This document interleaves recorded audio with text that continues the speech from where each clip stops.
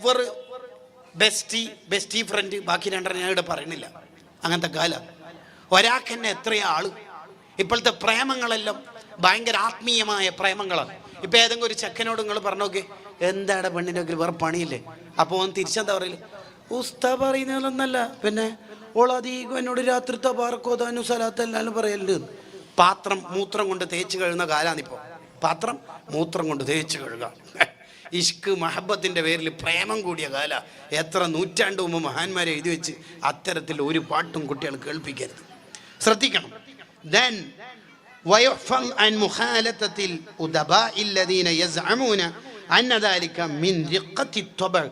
കഠിന ഹൃദയമുള്ള ടീച്ചേഴ്സ്, ഉസ്താദുമാർ ആരായാലും അവരോട് കുട്ടികളെ അടുപ്പിക്കരുത്. കാരണം അവരും പരുപരക്കൻ സ്വഭാവവും, അല്ലെങ്കിൽ ഇവർ ടോട്ടലി ഇവരുടെ മനസ്സിനൊരു കഠിന സ്വഭാവം വരും. അഡോൾഫ് ഹിറ്റ്ലർ എന്ന് പറയുന്ന ആള് ജൂതന്മാരെ, 10,000 ജൂതന്മാരെ കൊന്നാളാണ്. അയാൾ ഇത്ര ക്രൂരനാവാനുള്ള കാരണം അയാൾ തന്നെ അയാളുടെ ആത്മകഥയായ മെയിൻ കാംപ് അഥവാ എൻ്റെ സമരം എന്ന പുസ്തകത്തിൽ പറയുന്നുണ്ട്. അയാളുടെ വീട്ടിൽ എപ്പോഴും തല്ലാണ്. ഇത് കണ്ടിട്ടാണ് ഇയാൾ പഠിക്കണത്. നമ്മൾ ഭാര്യ ഭർത്താക്കന്മാരും ശ്രദ്ധിക്കേണ്ടതാണ്. അതുകൊണ്ടാണ് ഈ മക്കളെ മുമ്പിൽ നിന്ന് ഒരിക്കലും ഭർത്താവ് ഭാര്യനെ ഉപദേശിക്കരുത്. കുറച്ച് പഠിച്ചാൽ കിട്ടുന്ന ഒരു പ്രശ്നമാണത്. മക്കളെ മുമ്പിൽ നിന്ന് ഒരിക്കലും ഭാര്യനെ തിരുത്തി കൊടുക്കരുത്. മക്കളെ മുമ്പിൽ നിന്ന്, മക്കൾ സ്കൂളിലോ വേറെ എവിടെങ്കിലൊക്കെ പോയാൽ, നീ അത് ചെയ്തത് തീരെ അങ്ങനെ ഉണ്ട്, അടിക്കൽ എന്താണ്, കുട്ടികളല്ലേ, എന്താണ് നീ അങ്ങനെ ചെയ്തത്, അങ്ങനെ ഉണ്ട് ചെയ്യൽ, അങ്ങനെ പറയാൻ പറ്റൂ. അല്ലാതെ ചില കുറച്ച് സൈക്കോളജി എല്ലാം പഠിച്ചിട്ട് വ്യാജ സൈക്കോളജിസ്റ്റ് ആയ ടീമുണ്ടാവും, അവരിങ്ങനെ പറയാൻ തുടങ്ങും. അങ്ങനല്ല പിള്ളേരെ വളർത്തേണ്ടത്. പിള്ളേരെ ഇത് വെറും ആ വീട്ടിൽ ഇങ്ങനെ തന്നെ ഉണ്ടാവുള്ളൂ. അങ്ങനെ ഉണ്ടാവരുത്. ഇവിടെ എത്ര മണിക്കാണ് കുട്ടികൾ സ്കൂളിൽ പോവാ? പോക്കില്ലേ? 8 മണിക്ക്. അപ്പോൾ 8 മണിക്ക് പിള്ളേരെല്ലാം സ്കൂളിൽ പോയതിന് ശേഷം നിങ്ങൾ ഭാര്യയും ഭർത്താവും കൂടി റൂമിൻ്റെ ഉള്ളിൽ ഇരുന്നിട്ട് എന്താണ് കലമ്പാനുള്ളത്, ചൂടാവാനുള്ളത് അത് ചെയ്യാം. മക്കളെ മുമ്പെന്ന് ചെയ്യരുത്. അതെപ്പോൾ ശ്രദ്ധിക്കണം. ഇല്ലെങ്കിൽ അവർക്കൊരു ഒരു പരുപരുക്കൻ സ്വഭാവം ഉണ്ടാകും. ദെൻ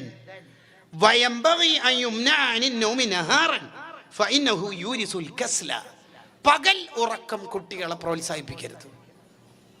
ഈ ഗൾഫ് ടീമാണ് പലപ്പോഴും നാട്ടിലേക്ക് അത് കൊണ്ടുവരിക. ഗൾഫിൽ നിന്ന് വന്ന കുറേ സാധനത്തിൽപ്പെട്ടതാണ് കസേര നിസ്കാരം. അങ്ങനെയൊക്കെ കസേര നിസ്കാരമെല്ലാം ഇപ്പം ഭയങ്കര വ്യാപകമാണല്ലോ. ഇൻ്റർലോക്കിൽ 1 മണിക്കൂർ ഉസ്താവുമായിട്ട് വർത്താനം പറഞ്ഞ ആൾ 1-ാം സഫിലെത്തുമ്പോൾ പെട്ടെന്ന് നടുവേദന ഉണ്ടാവും. ഈ അടുത്തൊരു സ്ഥലത്ത് പരിപാടിക്ക് പോകുമ്പോൾ ഒരു പള്ളിയിൽ വാലിന് പോകുന്ന വഴിയിൽ പള്ളിയിൽ മഗ്‌രിബിന് കയറി. അവിടെ പള്ളിയിൽ 32 കസേര. ഞാൻ അവിടെ പരിചയമുള്ള ഒരാൾ വിളിച്ചിട്ട് പറഞ്ഞു, ഇത് ഭാവിയിൽ ഓഡിറ്റോറിയം ആവാൻ സാധ്യതയുണ്ട്. ആ ഭാവിയിൽ അങ്ങനെ സാധ്യതയുണ്ട്. പ്രസിഡന്റ് സെക്രട്ടറിക്കെല്ലാം സോഫ ഇടാൻ സാധ്യതയുണ്ട്. സാധാ ചെയറൊന്നും പറ്റുന്നില്ല. സദ്വാർക്ക് കഥ വലൗ അജസ അനി റുകൂഇ വസ്സുജൂദി ദൂനൽ ഖിയാമി. ഇന്നും ഇന്നലെ എഴുതിയല്ല, ഹറമൈൻ ഇമാമിൻ്റെ കിതാബ് എന്നാണ് ഈ പാർത്ത് വായിക്കുന്നത്. ഒരാൾക്ക് റുക്കൂവും സുജൂദും കഴിയുന്നില്ല എന്ന് പറഞ്ഞാൽ ഡിസ്കിന് എന്തോ പ്രശ്നമുണ്ട് എന്നർത്ഥം. ഉദാഹരണമാണ്, അയാൾക്ക് നിൽക്കുന്നതിന് പ്രശ്നമൊന്നുമില്ല എങ്കിൽ ലസിമഹുൽ ഖിയാം, അയാൾ നിൽക്കൽ നിർബന്ധ. ഫാത്തിഹ അങ്ങനെ തന്നെ ഓതിക്കൊള്ളണം. ഇത് ആദ്യമേ ഇരുന്നിട്ട് മുക്കിരി ഉസ്താദിനെ നോക്കും, എന്ത് ഉസ്താദ് എത്ര സമയം ഇവിടെ ഇരിക്കുന്നു, എന്തിക്കാമത്ത് കൊടുക്കാത്തതെന്ന് നിങ്ങൾ ആലോചിച്ച് നോക്കിയേ. അപ്പൊ ശ്രദ്ധിക്കണം. അതൊക്കെ പകൽ ഉറക്കം ഓവറായിട്ട് കുട്ടികൾ ചിലപ്പോൾ ഉറങ്ങും പകൽ. ഒന്നാമത് ഈ രാത്രി ലാസ്റ്റ് സീൻ ടുഡേ 2:36 പിള്ളേരുടെ വാട്സപ്പും ഇൻസ്റ്റയും ഒക്കെ അതുണ്ടാവും. അതൊന്നും പ്രോത്സാഹിപ്പിക്കരുത്. രാത്രി നേരത്തെ ഉറങ്ങണം, രാവിലെ നേരത്തെ ഉണരണം. ഉറക്കിൻ്റെ ഒരു സംസ്കാരം കുട്ടികൾക്ക് മാറ്റി കൊടുക്കണം. ഇതാണ് ഇന്നത്തെ ക്ലാസ്സിലെ ഏറ്റവും പ്രധാനപ്പെട്ട പോയിന്റ്. കേട്ടോളി.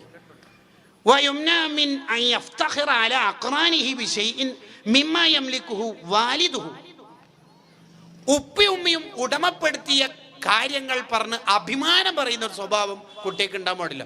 എൻ്റെ ഉപ്പക്ക് ഇന്നോവുണ്ട്, എൻ്റെ ഉപ്പ നാളെ ഗൾഫിന് ഒരു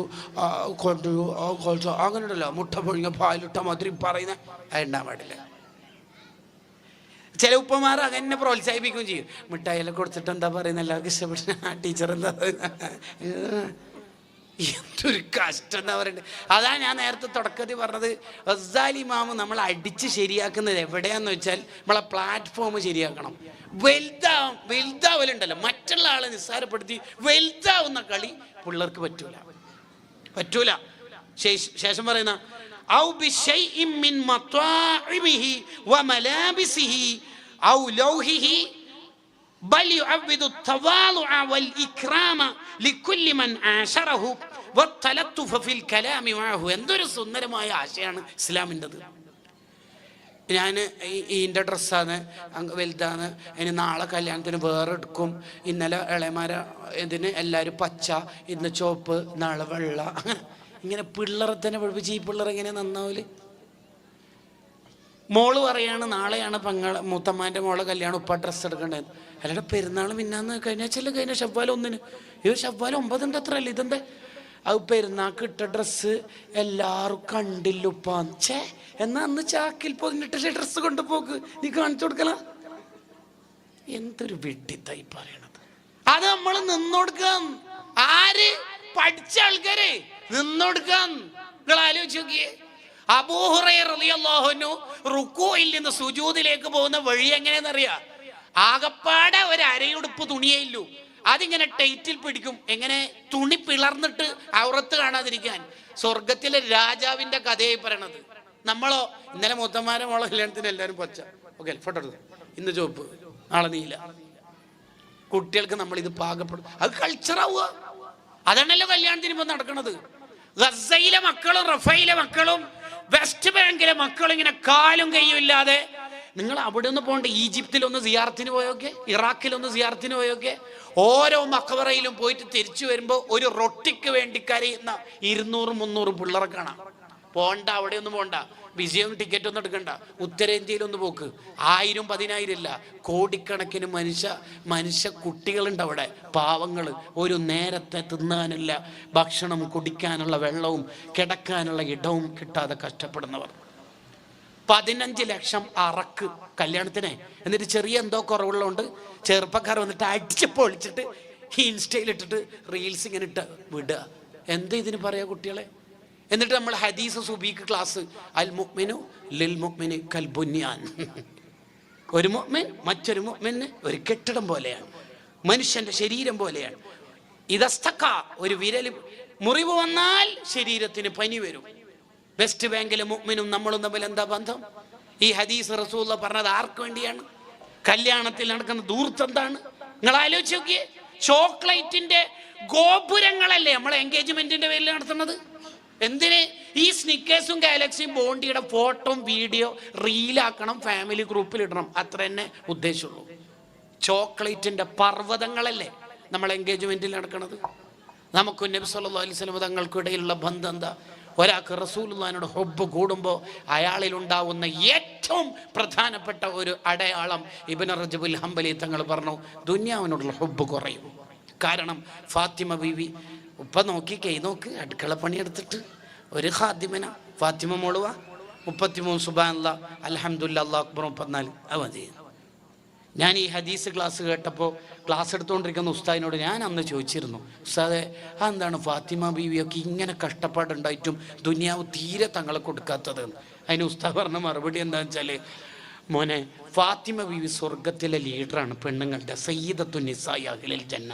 ഫാത്തിമ ബീവി ഇങ്ങനെ ദുനിയാവും ഇപ്പോഴത്തെ ആജിയമാർ, എൻ്റെ മക്കൾക്ക് ഞാൻ 2 പീഡിക മുറി പെണ്ണിനടക്കം കൊടുത്ത് അങ്ങനെ കൊടുത്താലുള്ള പ്രശ്നം എന്താ വെച്ചാൽ, ഫാത്തിമ ബീവി ഈ സ്വത്തിൻ്റെ വിചാരണ കഴിയുന്നവരെ അവിടെ തന്നെ ബോർഡിംഗ് പാസ് കിട്ടാണ്ട് എമിഗ്രേഷൻ കഴിയാണ്ട് നിൽക്കും. അപ്പം ബാക്കി കുറേ പാവങ്ങളായ പെണ്ണുങ്ങളെല്ലാം സ്വർഗത്തിലെത്തിയിട്ട് അധ്യക്ഷത വഹിക്കേണ്ട ആൾ ഡിലേ ആയി പോകും. ബുദ്ധിയുള്ള നേതാവിന് അതറിയാം, എൻ്റെ മോള് സ്വർഗത്തിൽ ആദ്യത്തെ ആളാണ്, മോള് പോട്ട് ദുനിയാവ് വേണ്ട മോളെ. എന്താ മറുപടി? എന്താണ് ഇസ്ലാം? കണ്ടങ്ങള്, ഇതാണ് ഗസാലി ഇമാമ് ഇഹിയയിൽ ഉടനീളം. എന്തിനാണ് ഇഹിയ നമുക്ക് എഴുതി തന്നത്? ദുനിയാവ് വേണ്ടടാന്ന് പറയാൻ. അതിനായി എടുത്തത്. വേറെന്താ പിന്നെ താല്പര്യം? ഇത് മുഴുവൻ ഈ കിതാബ് വായിച്ചു നോക്കിയാൽ നമുക്ക് അതന്നെ മനസ്സിലാവുള്ളൂ. കുട്ടികൾക്ക് ദുനിയാവിനോടുള്ള ഹുബ്ബ് വരാതെ ഉപ്പയും ഉമ്മയും ശ്രദ്ധിക്കണം. അവൻ്റെ കൂടെയുള്ള എല്ലാവരോടും സോഫ്റ്റ് വർത്താനം പറയാൻ പഠിക്കണം. സോഫ്റ്റ് വർത്താനം.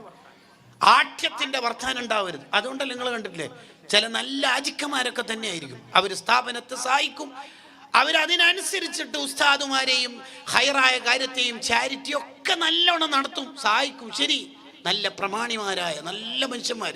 പക്ഷേ അവർ മരിച്ചു കഴിഞ്ഞാൽ അവരുടെ മക്കളെടുത്ത് കളക്ഷനോയൊക്കെ നോക്കി ചെയ്യാം. സാഹിത്യത്തിൽ പിശുക്ക് കാണിക്കും അവർ. ഇക്കണോമിക്കലി കുറച്ച് ക്രൈസിസ് ആണ്, ഫിനാൻഷ്യലി കുറച്ച് പ്രോബ്ലംസ് ഉണ്ട്, ബിസിനസ് കുറച്ച് ഡള്ളാണ്. ഇത് പിശുക്കിൻ്റെ ഇംഗ്ലീഷാണ്, സാഹിത്യത്തിൽ പറയണവർ കടകള്. അവരഥവാ എപ്പോഴെങ്കിലൊക്കെ നമ്മളെ സ്ഥാപനത്തിൽ വന്നാൽ 2 തക്കാഫിൻ്റെ ക്യാഷ് ആ ഓഫീസിൽ കൊടുത്തിട്ട് തിരിച്ചു പോകുമ്പോൾ അങ്ങനെ ഗേറ്റ് പൂട്ടിപ്പോയിനെങ്കിൽ 85 വയസ്സുള്ള ഒരു ഉപ്പാപ്പുണ്ടാവും അവിടെ. പണ്ട് മുപ്പര് കുവൈത്തിലോ ഖത്തറിലോ ഒമാനിലോ ജോലി ചെയ്തതാണ് 10-36 കൊല്ലം. പിന്നെ വീടുമായി, മക്കളൊക്കെ കെട്ടിച്ചെല്ലായി, പിന്നെ പെണ്ണുങ്ങൾക്കും മക്കൾക്കൊന്നും ഉപ്പര വേണ്ടണ്ടായി, മുപ്പര് ഉപദേശം ഒന്നും തീരെ പിടിക്കാതായി. അതുകൊണ്ട് തന്നെ ഉപ്പര് വൃദ്ധസദനത്തിൽ കൊണ്ടിട്ടേക്കുമോ എന്നുള്ള പേടിയിൽ സ്വന്തം ജോലി കണ്ടെത്താൻ സ്ഥാപനത്തിൽ ഉസ്താദിനെ കണ്ടതാ. ഗേറ്റ് കീപ്പറായിട്ട് നിന്നോളാം, രാത്രിയും പകൽ ആര് വണ്ടി വന്നാലും തുറന്നു കൊടുക്കേണ്ടി വരുവേ. പ്രശ്നമല്ല, ആകെ 6000 രൂപയെ ശമ്പളം, കുഴപ്പമില്ല. കാരണം ആരുടെയെങ്കിലും മുന്നിൽ കൈ നീട്ടി ജീവിക്കണതിനേക്കാൾ നല്ലത് അതാണല്ലോ എന്ന് ചിന്തിച്ച് ആ 85 വയസ്സുള്ള മനുഷ്യൻ കാലിന് ഓൾറെഡി മുടന്നുണ്ട്, പിന്നെയും ചില പ്രശ്നങ്ങളൊക്കെ മുപ്പരിക്കുണ്ട്. അപ്പോഴാണ് ഈ മോനുണ്ടല്ലോ, ഈ ആഠ്യത്തിൻ്റെ അങ്ങേയറ്റം അഹങ്കാരം തലയിൽ കയറിയ മോന് ഫണ്ടെല്ലാം കൊടുത്തിട്ട് ഇങ്ങനെ വരുമ്പോൾ ഇന്നോവയിൽ ഗ്ലാസ്സൊക്കെ ഇങ്ങനെ തഴിച്ചിട്ട് ഗേറ്റ് ഓർക്ക് മനുഷ്യ എത്ര സമയം എടുക്കണത്, ടൈം എത്രയായി, 2 മിനിറ്റ്. ആ പാവം നാസ്ത കഴിക്കാതെ 11:30 ക്യാൻറ്റീന്ന് കിട്ടിയ 2 ചപ്പാത്തി ഇങ്ങനെ ആ കൈ കഴുകാനെടുത്ത സമയത്തിൻ്റെ സാവകാശത്തിലാണ് മുപ്പര് ഇപ്പോൾ ചൂടാണത്. ഈ ചെറുപ്പക്കാരൻ്റെ 3 ഇരട്ടി വയസ്സുണ്ടാവും ഈ ഉപ്പാപ്പക്ക്. ആ കാലിങ്ങനെ മുടന്ന് വെച്ചിട്ട് തുറക്കുമ്പോൾ കിട്ടും തുരുതുര ചീത്ത. എന്തുകൊണ്ട് ഈ മോന് നന്നാവാതിരുന്ന? ആജിക്ക് ഈ ഉമ്മത്തിന് ഉപകാരം ചെയ്യാത്തോണ്ടല്ല, കൊടുത്തിട്ടില്ല ദീൻ. എന്താ പഠിച്ചത്? BDS, മറ്റോനോ ഫാം ഡി, ഇവനോ MLT. ഒറ്റൊരുത്തന് ഇക്കലാബ് ഇതുകാമോ അറിയില്ല. പള്ളിയിൽ ഉസ്താദ് മൊയ്യത്തിസ്കരിച്ചാൽ പോരാ, നമ്മളെ മക്കളെ നമുക്ക് കിട്ടണം. അതിന് റഫ് തനഉം ഇല്ലാതെ നോക്കണം, ആഠ്യത്തില്ലാതിരിക്കണം, ലളിത ജീവിതം. എന്താണ് ഈ കിതാബിൻ്റെ ഇബാറത്ത്? ഞാൻ ഒന്നുകൂടി വായിക്കാം.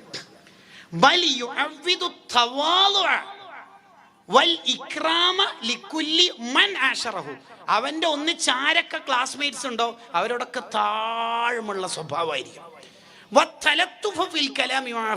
എല്ലാവരോടും സോഫ്റ്റ് സംസാരമായിരിക്കണം. അതാണ് പഠിപ്പിക്കേണ്ടതെന്ന് മഹാന്മാർ എഴുതി വെക്കാണ്. സുബ്ഹാനല്ലാഹ്.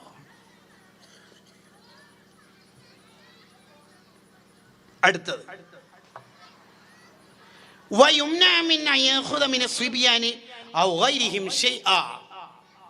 മറ്റുള്ള കൂട്ടുകാരിൽ നിന്ന് എന്തെങ്കിലും പിടിച്ചു പറിക്കുന്നതും വാങ്ങുന്നതൊക്കെ കുട്ടികളെ നിരുത്സാഹപ്പെടുത്തണം.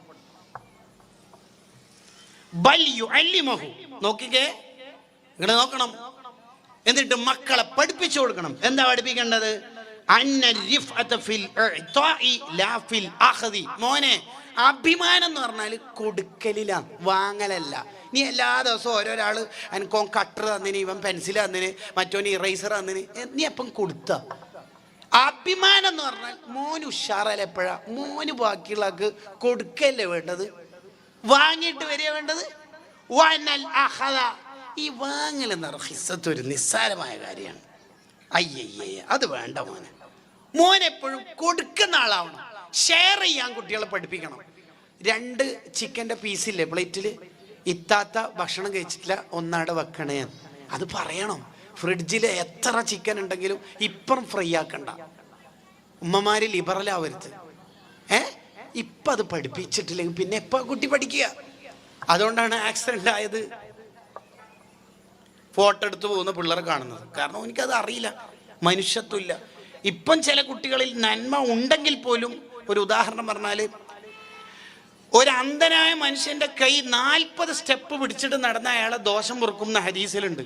അതിലല്ല ചിലപ്പോൾ പിള്ളേർക്ക് രസം. പിന്നെ ഈ ഭാഗത്തുനിന്ന് ഒരു അന്ധനായ മനുഷ്യൻ അങ്ങോട്ടേക്ക് നടക്കാൻ, അയാൾ 40 സ്റ്റെപ്പ് ഇയാളെ കൈ പിടിച്ചിട്ട് ചെറുപ്പക്കാരൻ നടന്നെന്ന് വിചാരിക്കാം. ഓനിക്ക് അതിലല്ല മനസ്സമാധാനം, ടേസ്റ്റ്. പിന്നെ ഏതിലാ ഓൻ വീട്ടിലെത്തുമ്പോൾ തുരുതുര മെസ്സേജ്, മൊത്തം വൈബാണല്ലോടോ, നീയാണല്ലോ ഭയങ്കര സംഭവം, ഇൻസ്റ്റയിൽ മൊത്തം നിന്നെ കുറിച്ചാണല്ലോ. എന്താ സംഭവം? നീ ആരോ കൈ പിടിച്ചിട്ട് റെയിൽവേ സ്റ്റേഷൻ അല്ലെങ്കിൽ ബസ് സ്റ്റോപ്പ് അവിടെ നടന്നിനാ? ആ എപ്പോ മിന്നാന്ന്? ആ അതെ. അതാരോ വീഡിയോ എടുത്തിട്ട് ഇൻസ്റ്റയിൽ ഇട്ടിട്ട് അതാ 1 മില്യൺ വ്യൂവേഴ്സ്. കയ്യോല വടി കണ്ട 40 സ്റ്റെപ്പ് എടുത്തിട്ട് ദോഷം പുറത്തേലല്ല എനിക്ക് അഭിമാനം. ഞാൻ പിന്നെ മൊത്തത്തിൽ ചാരിറ്റി തന്നെയാണ്. എന്റെ ഷോപ്പ് ഉദ്ഘാടനത്തിലൊക്കെ ഞാൻ പരമാവധി വരാമെന്ന്. എങ്ങനെയുണ്ട്? എങ്ങനെ പിള്ളേർ അങ്ങനെ ആവാതിരിക്കല്? പാവപ്പെട്ട അഹമ്മദ് ഖാനെ സ്റ്റേജുമൊക്കെ കയറ്റിയിട്ട് ആജിക്ക താക്കോല് കൊടുക്കും വീടിന്റെ. ഫോട്ടോ എടുത്തില്ല? എടുത്തോ. എന്നിട്ട് അയാൾ സ്റ്റെപ്പ് ഇറങ്ങി പോകുമ്പോൾ ഫോട്ടോ നോക്കും, ക്ലിയർ ഇല്ല. അഹമ്മദ് ഖാൻ ഒന്നുകൂടി വാ. ഇതല്ലേ നാട്ടിൽ നിന്ന് കാണുന്നത്? പിന്നെ എങ്ങനെ പിള്ളേർ വന്നാല് പറയൂ? പിള്ളേർക്ക് പഠിപ്പിച്ചു കൊടുക്കേണ്ടത് അതല്ല. അങ്ങനെയല്ല നമ്മളെ നാട്ടിലുണ്ടാവും. അങ്ങനെ വളരെ ത്യാഗം സഹിച്ച് കുട്ടികൾക്ക് ദഫും സ്കൗട്ടും പഠിപ്പിച്ച പ്രിയപ്പെട്ട ഉസ്താദിന് കമ്മിറ്റി വക ക്യാഷ് അവാർഡ് സ്റ്റേജുമൊക്കെ കയറ്റിട്ട് കൊടുക്കുന്നത് 100 രൂപ. ഇതാരെങ്കിലും പറയാൻ പറഞ്ഞൊന്നും അല്ല കേട്ടോ.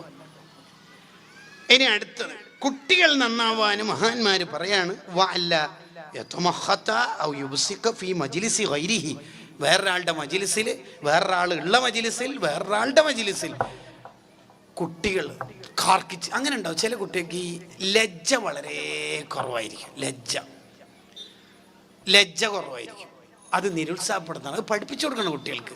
ഇപ്പോൾ ഉദാഹരണം പറഞ്ഞാൽ ഉപ്പിയുമ്മി നല്ല ലജ്ജ ഉള്ള ആളായാൽ പിള്ളേർ നല്ല ലജ്ജ ഉണ്ടാവും. നമ്മളെ സംസാരത്തിലാണ് ആദ്യം ലജ്ജ വേണ്ടത്. നബി സല്ലല്ലാഹു അലൈഹി വസല്ലം തങ്ങളെ കുറിച്ച് സ്വഹാബത്ത് പറയുന്നുണ്ട്, അശദ്ദുന്നാസി ഹയാഅൻ, ലോകത്തെ ഏറ്റവും കൂടുതൽ ലജ്ജയുള്ള ആളാണ് മുത്തുനബി സല്ലല്ലാഹു അലൈഹി വസല്ലം.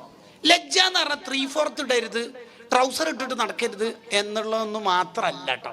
അതതിൻ്റെ ചെറിയ പാർട്ട് മാത്രം. എന്താണ് ഈ ലജ്ജ എന്ന് പറഞ്ഞാൽ? ആദ്യം നമ്മളെ സംസാരത്തിൽ മറ്റുള്ളവർക്ക് വിഷമാകുന്ന വാക്ക്, അശ്ലീലങ്ങൾ ഒന്നും പറയരുത്. അതാണ് ആദ്യം ശ്രദ്ധിക്കേണ്ടത്. നിങ്ങൾ നോക്കൂ, നബി സല്ലല്ലാഹു അലൈഹി വസല്ലം തങ്ങളുടെ സംസാരത്തിന്റെ രീതി നോക്കണം നിങ്ങൾ.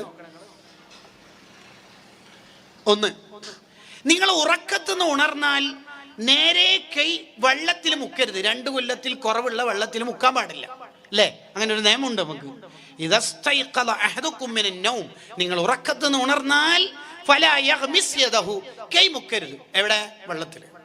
അതെന്താണ് കൈ മുക്കരുത് എന്ന് പറയണത്? അതിൻ്റെ കാരണം നബി സല്ലല്ലാഹു അലൈഹി വസല്ലം തങ്ങൾ പറയും. നോക്കണം എന്താ കാരണം.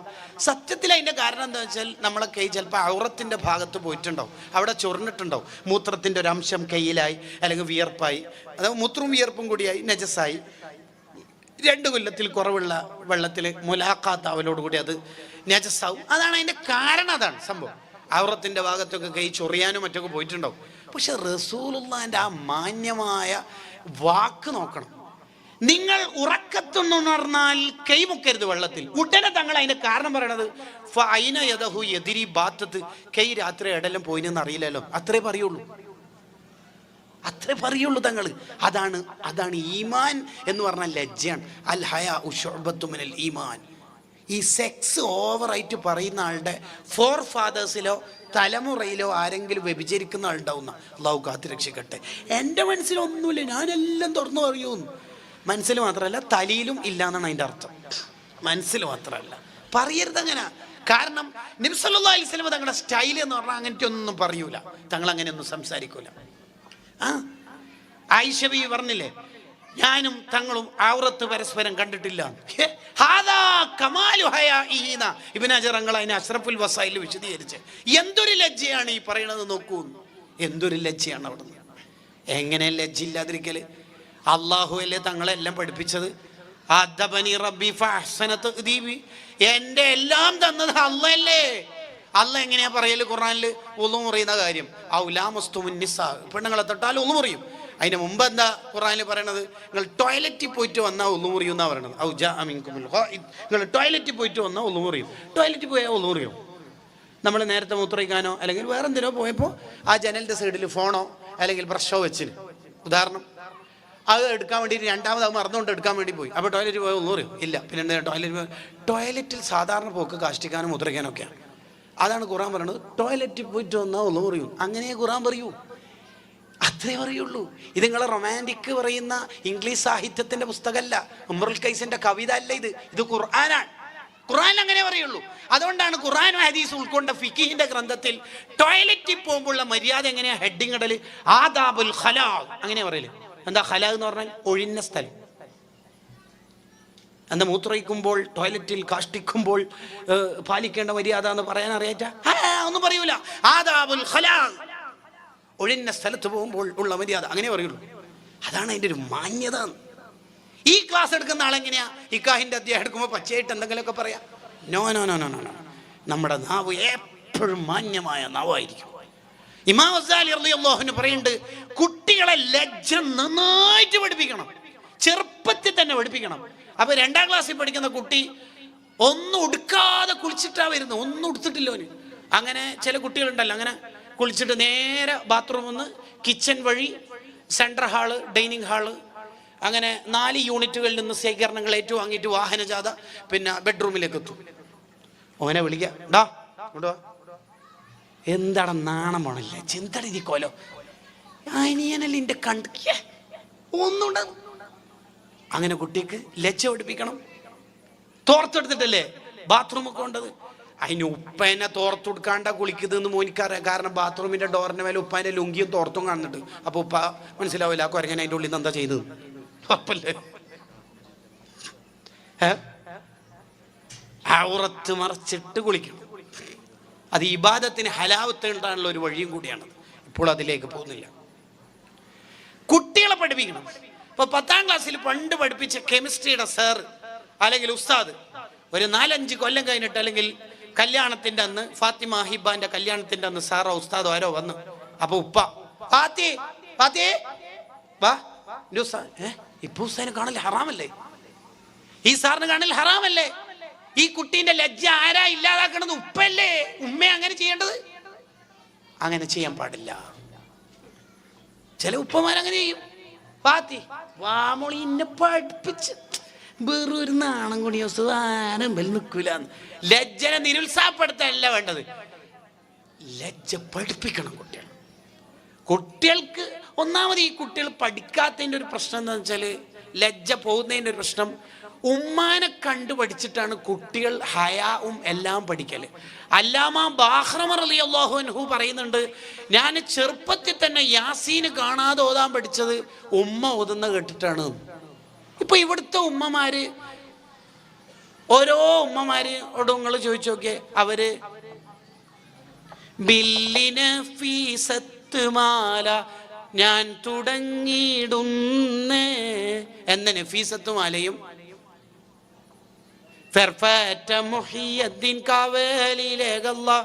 ഈ ഇരവൊക്കെ മുഹിയദ്ദീൻ, ഇത് എവിടുന്ന് ഇവർ പഠിച്ചത്? പണ്ട് ഇങ്ങനെ മത്സരം ഉണ്ടായിന, judges please note Muhiyaddeen Mala for girls on the stage, അങ്ങനെ എന്തെങ്കിലും ഉണ്ടായിന? ഇല്ല. പിന്നെ എവിടുന്ന് ഇത് ഈ ഉമ്മമാര്, ഈ വയസ്സായ ഉമ്മമാര് പഠിച്ച? ഓറുമ്മാൻ്റെ അടുത്തുനിന്ന്. ഓറെടുത്താ പഠിച്ച? ഓറുമ്മാൻ്റെ അടുത്തുനിന്ന്. ഇതാണ് പഠിക്കേണ്ടത്. അതിന് ഉമ്മമാര് പഠിപ്പിച്ചു കൊടുക്കണം.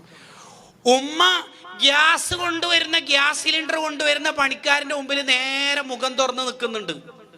മത്സ്യ വിൽപ്പന നടത്തുന്ന ആ ജോലിക്കാരന്റെ മുമ്പിലും ഉമ്മ നേരെ നിൽക്കുന്നുണ്ട്. ഈ ഉമ്മാന്റെ മോള് ഹാദിയൊക്കെ പഠിച്ചുകൊണ്ട് ഹിജാബ് ഇട്ടുകൊണ്ട് അവളുടെ ജീവിതത്തിൽ ഫുൾ ടൈം ഹിജാബ് ഉണ്ടാവോ? പല കുട്ടികളും മദ്രസയിൽ പോകുമ്പോൾ ഹിജാബും സ്കൂളിൽ പോകുമ്പോൾ ഹിജാബ് ഇല്ലായ്മയും എന്തുകൊണ്ടാണ് രൂപപ്പെടുന്നത്? ഈ കുട്ടികൾ ആരെ കണ്ടിട്ടാണ് ഇത് ഫോളോ ചെയ്യേണ്ടത്? കുട്ടികൾ മൊത്തം കോൺഫ്ലിക്റ്റ് അല്ലേ? ആരെ കണ്ടിട്ടാണ് ഇത് പകർത്തേണ്ടത്? ആരെ കണ്ടിട്ടാണ് പകർത്തേണ്ടത്? കുട്ടികൾക്ക് ലജ്ജ പഠിപ്പിക്കണം, ഔറത്ത് മറക്കാൻ, വസ്ത്രം കറക്റ്റ് ധരിക്കാൻ കുട്ടികളെ പ്രോത്സാഹിപ്പിക്കണം. അത് ഇമാം ഗസാലി റളിയല്ലാഹു അൻഹു വിശദീകരിക്കുന്നുണ്ട്.